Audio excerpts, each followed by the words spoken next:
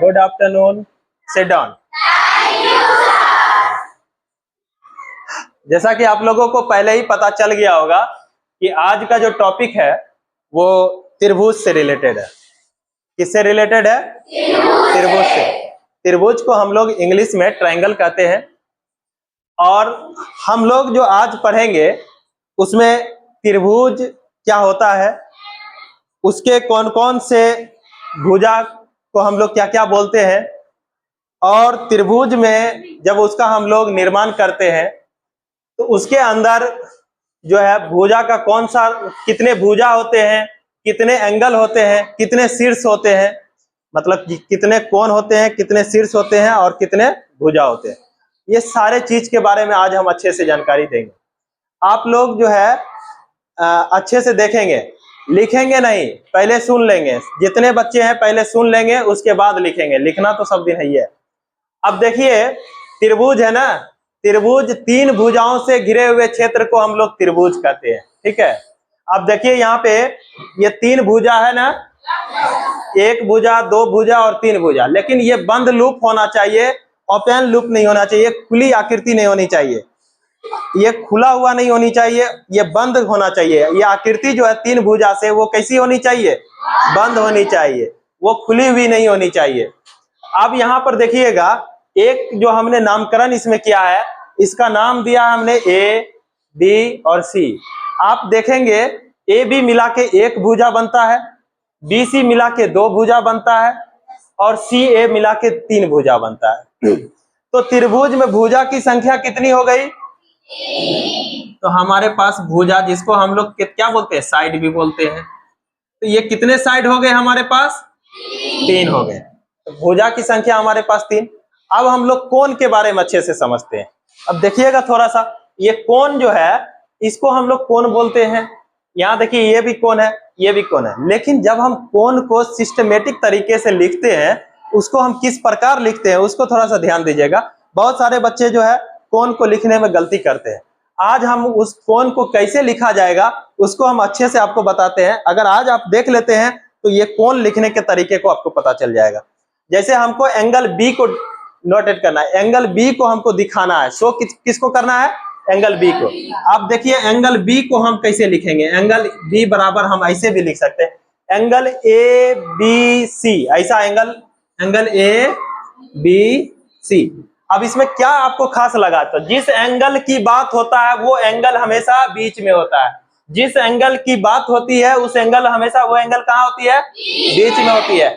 अगर हम angle A की बात करेंगे तो एंगल बी ए सी, अगर हम एंगल ए की बात करेंगे तो एंगल सी ए बी, दोनों तरह से लिख सकते हैं।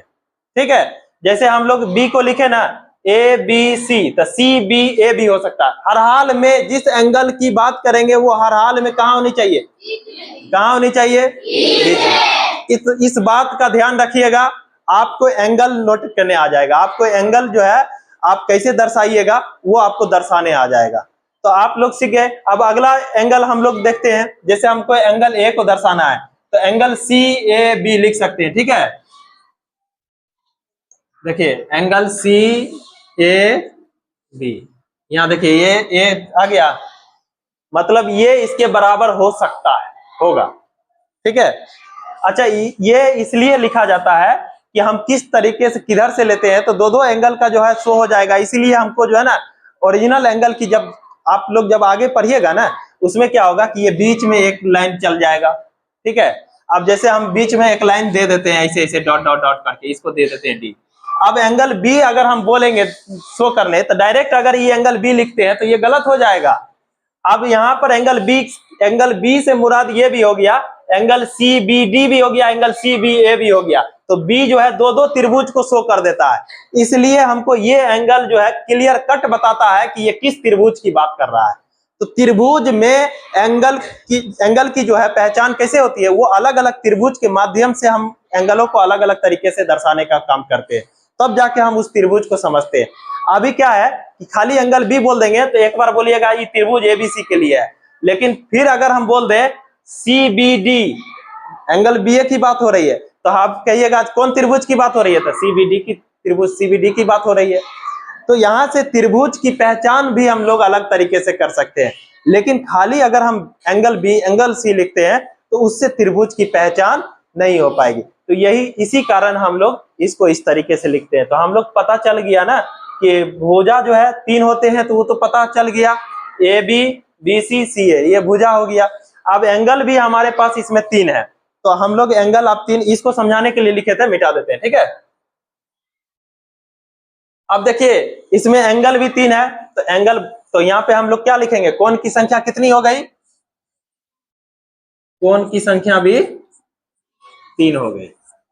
अब देखिए शीर्ष, जिसको हम लोग वर्टेक्स बोलते हैं इंग्लिश में, शीर्ष क्या होता है, शीर्ष का मतलब जिधर जिधर कोना हो, ठीक है। अब कोना जिधर निकला हो, शीर्ष का मतलब ऊपरी भाग, कोना वाला भाग, जैसे ये शीर्ष है ना। तो यहाँ देखिए एक शीर्ष इधर ऊपर वाला हो गया, एक शीर्ष इधर निकला हुआ ये हो गया, एक शीर्ष इधर निकला हुआ, तो टोटल क्या गो शीर्ष बना। तो त्रिभुज में शीर्ष भी कितने होते हैं,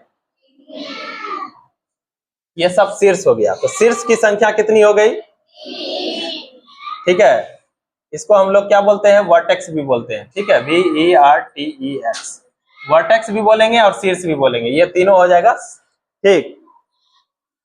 तो यहाँ पे हम लोग जो है शीर्ष भी बोलेंगे, तो शीर्ष की संख्या भी पढ़ लिए, कोण की संख्या भी पढ़ लिए और भुजा की संख्या भी पढ़ लिए, तीनों 3-3 है, कोई दिक्कत नहीं। त्रिभुज 3 भुजाओं से घिरे हुए क्षेत्र को त्रिभुज कहते हैं। त्रिभुज के बारे में अच्छे से जानकारी हो गई, यहाँ तक कोई दिक्कत नहीं है ना। अब हम लोग त्रिभुज के प्रकार पढ़ेंगे। त्रिभुज में 2 तरीके का प्रकार होता है, एक भुजा के आधार पर, एक कोण के आधार पर, एक भुजा के आधार पर, एक कोण के आधार पर। तो भुजा के आधार पर क्या होगा उसको देखिएगा। भुजा के आधार पर समबाहु त्रिभुज, सम मतलब बराबर, सम मतलब और चारों तरफ मतलब जिसके तीनों भुजा बराबर हो उसको समबाहु त्रिभुज कहेंगे, नहीं। और ये देखोगे 3 भुजा से घिरे हुए क्षेत्र में जिसमें तीनों भुजा बराबर, जैसे ये भुजा अगर 5 है तो ये भी 5 होगा, ये भी 5 होगा।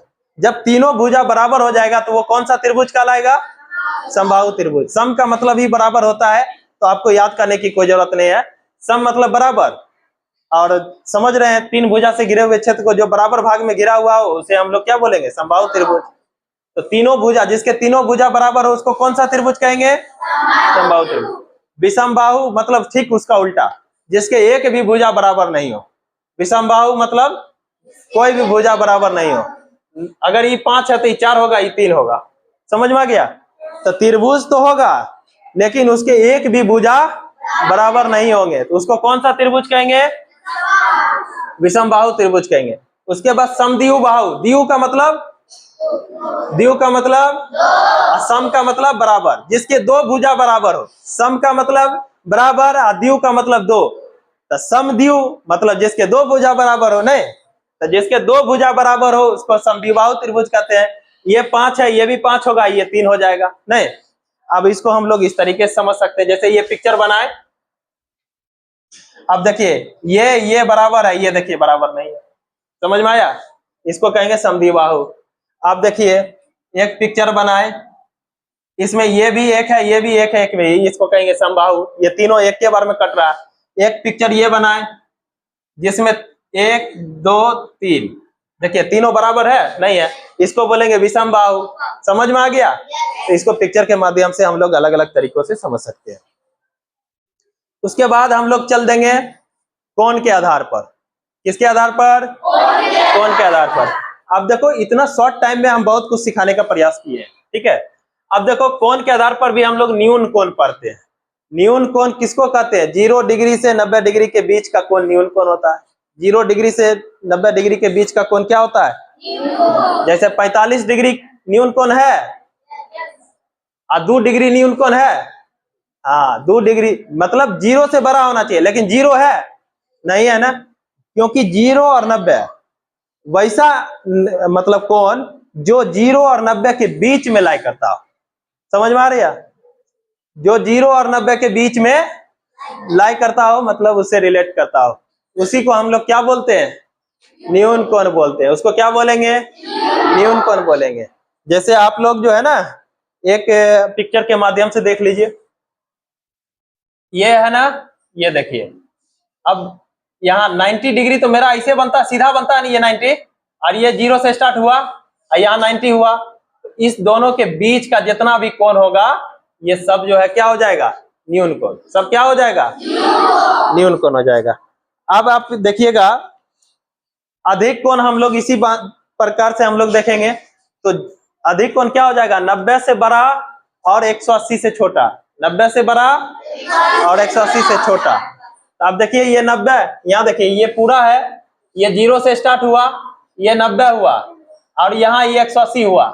अब ये जो है 90 से बड़ा, ये दोनों के बीच का जितना भाग होगा ये सब क्या कहलाएगा, अधिक कोण। ये सब क्या कहलाएगा, अधिक कोण कहलाएगा।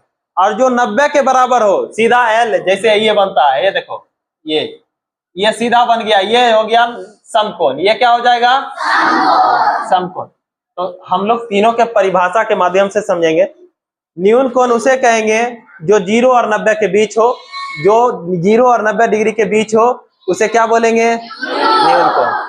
न्यून कोण किसे बोलेंगे, जो 0 डिग्री से लेकर 90 डिग्री के बीच में हो, 0 डिग्री और 90 डिग्री के बीच में हो, उसको क्या बोलेंगे, न्यून कोण।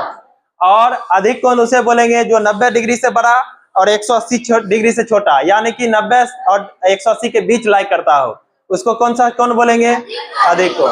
और उसके बाद हम लोग समकोण, वैसा कोण जो 90 डिग्री के बराबर हो, मतलब कहीं इर्द गिर्द कुछ नहीं, सीधे 90 के बराबर हो, समकोण कहला जाएगा। 3 जगह में हमने पढ़ा, न्यून कोण, समकोण और अधिक कोण। इसको हम लोग जो है एक कलम, 2 कलम के माध्यम से हम न्यून कोण और अधिक कोण और इसको समझाने का प्रयास करते हैं। 2 कलम लाओ तो, एक कलम और दो। देखिए ये कलम है, और अगर हम इसको सीधा खड़ा करते हैं तो देखिए ये 90 डिग्री बन रहा है, ये 90 डिग्री बन रहा है, तो ये समकोण होगा। ये कौन सा आकृति होगा, समकोण का। ये कौन सा आकृति बन रहा है, समकोण। ये 90 डिग्री के बराबर है इसलिए समकोण बन रहा है। अगर ये 0 से स्टार्ट हुआ और 90, अब देखिए ये 0 और 90 के बीच का, अब इस दोनों के बीच का, इसको छोड़ के और इसको छोड़ के, ये 0 है ये 90 है, इस दोनों के बीच में जितना पार्ट्स होगा वो क्या कहलाएगा, न्यून कोण। तो 0 और 90 के बीच में जो भी कोण बनेगा वो कौन कोण बनेगा, न्यून कोण। 0 और 90 के बीच में जो कोण बनेगा वो कौन कोण बनेगा, न्यून कोण। अच्छा ये न्यून कोण हो जाएगा क्योंकि 0 और 90 के बीच में है, ये भी न्यून कोण हो जाएगा, ये भी न्यून कोण हो जाएगा। इसके ऊपर जितना बढ़ता जाएगा, जितना बढ़ता जाएगा, लेकिन यहाँ तक ही होगा, 90 से छोटा 89 डिग्री तक ही न्यून कोण होगा। अब ये 90 तक है, अगर 90 के बराबर हो गया तो समकोण होगा, 90 के बराबर हो गया तो समकोण हो गया। अब देखिए ये 90 तक है, अब यहाँ से ये बढ़ता जा रहा है, देखिए ये 90 है और यहाँ से बढ़ता जा रहा है, ये बढ़ता जा रहा है। देखिए ये जब बीच में बढ़ता जा रहा है तो ये क्या हो जाएगा, अधिक कोण। अब देखिए ये पूरा 180 बनाता है, ये पूरा सीधा 180 बनाता है, ये पूरा सीधा 180 बनाता है। अब यहाँ से हम अगर ये 90 डिग्री है, इसका झुकाव इधर करते हैं तो 90 और 180 के बीच झुकाव हो गया, 90 और 180 के बीच झुकाव हो गया, तो ये 180 डिग्री बनाएगा। ये मतलब ये अधिक कोण बनाएगा। कौन सा कोण बनाएगा, अधिक कोण। तो 90 और 180 के बीच का कोण, 90 और 180 के बीच का कोण, ये बीच में जितना भी कोण बनेगा ये सब क्या बनेगा, अधिक कोण। तो हमने समकोण, अधिक कोण और न्यून कोण तीनों को अलग अलग माध्यमों से समझने का प्रयास किया। हम उम्मीद करते हैं कि सभी बच्चे इसको समझ गए होंगे। Thank you for watching.